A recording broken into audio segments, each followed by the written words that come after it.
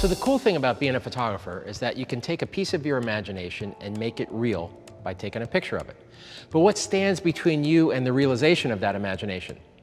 All of this stuff, all those things have numbers attached to them, right? F-stop, shutter speeds, lighting ratios, which is what we're going to talk about. Start with your main light. Start with one light.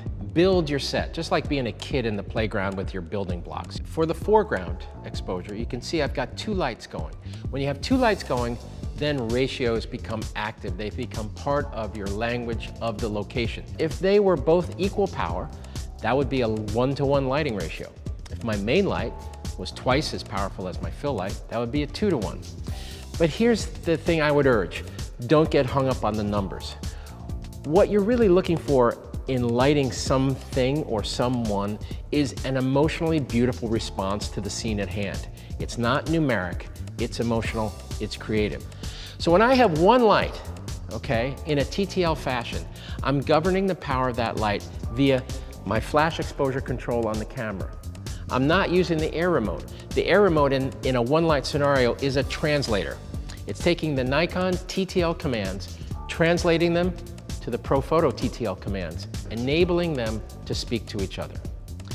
When I start to go into multiple lights, how I judge the power of those lights or how I set that up is via the air remote. In this system, the groups A, B, and C are TTL.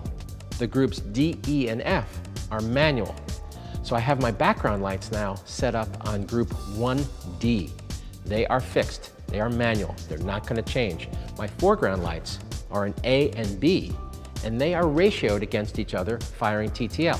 Once I set those ratios, the ratios remain fixed. This will govern the specific exposure of each light. Then I can go into the camera and govern the exposure of the entire scene via the flash exposure that's available to me on the camera.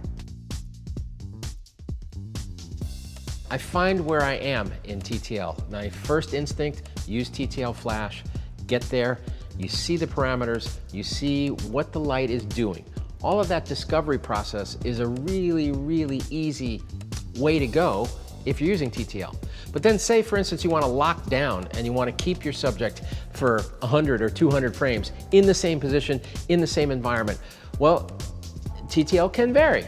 It's the nature of the beast, right? So what you can do is if you get that nice exposure you like in the TTL discovery process, all you got to do is flip your air remote over to manual and it engages a thing called flash lock.